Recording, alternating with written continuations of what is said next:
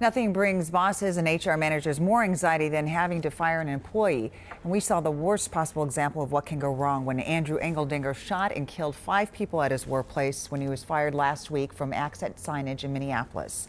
For any firing situation to be handled fairly and without violence, it requires careful planning and protocol. And Bill Hudson, you've been looking into that. Well, Amelia, talk to any manager who's ever had to deal with an employee termination. They'll tell you it's never easy. You just never know how an employee is going to react, whether they'll take the news calmly or respond in anger and rage. What happened last Thursday at Accent Signage sent shivers through every small business and corporate board.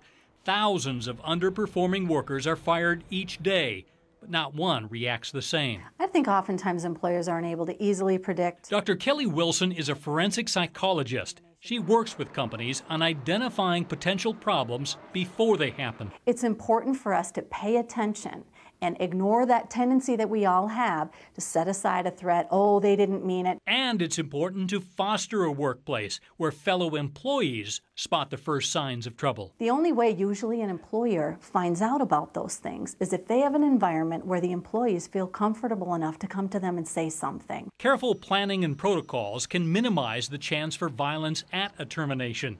That includes choosing the room, the managers who will be present, and an exit strategy if something goes wrong. A rehearsal is also recommended. To terminate an employee just off the cuff, that's completely wrong. But perhaps the ultimate insurance plan is hiring plainclothes security to be stationed nearby. It's a service that's grown to become 40% of Avalon Security's business. They are not allowed to go back to their desk. They're not allowed to go back to their locker. Once they go to their car, we make sure they get to their car safely, and then they leave the property.